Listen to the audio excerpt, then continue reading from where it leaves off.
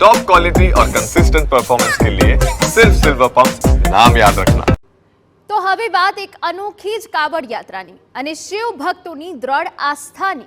શ્રાવણ માસ એટલે શિવજીની ભક્તિનો માસ અને આ શ્રાવણ માસના પ્રથમ સોમવારે દેવાધિદેવની આસ્થાનું જળ અર્પણ કરવા નીકળી છે અનોખી કાવડ યાત્રા। અમદાવાદના નાગરવેલ હનુમાનજી મંદિરથી ગાંધીનગરના અમરનાથ ધામ માટે કાવડિયાઓએ પ્રસ્થાન કર્યું। 4000 જેટલા કાવડિયાઓ 55 કિલોમીટરની પદયાત્રા કરીને ગાંધીનગરના અમરનાથ ધામ પહોંચશે અને ત્યાં સ્થાપિત દ્વાદશ જ્યોતિર્લિંગને કાવડમાં રહેલા ગંગાજળથી અભિષેક કરશે।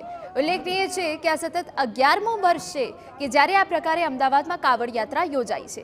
આ કાવડ યાત્રામાં સૌથી મોટી કાવડ અને ભગવાન શિવની પ્રતિમા પણ જોવા મળી। સતત વરસાદી માહોલ વચ્ચે કાવડિયાઓનો ઉત્સાહ બંધ જોવા મળ્યો। ભગવા કલરમાં દરેક કાવડિયાઓ અહીંથી નીકળશે, 55 કિલોમીટરની પદયાત્રા કરશે, અમરનાથ ધામ પહોંચશે। અમરનાથ ધામમાં આવેલા હુબહુ સ્વરૂપમાં 12 જ્યોતિર્લિંગ ઉપર જલાભિષેક કરશે। શ્રાવણ મહિનાનો પહેલો સોમવાર અને આ સોમવારે બધા જ કાવડિયાઓ વરસાદમાં ભીગતા ભીગતા અમરનાથ ધામ પહોંચશે।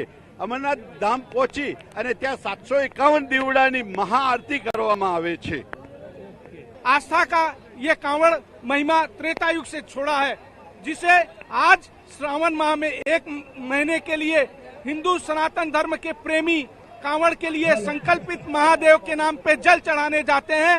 और जो भी व्यक्ति जल उठाता है, अगर संकल्प से उठाता है, उसका कार्य सिद्ध हो जाता है।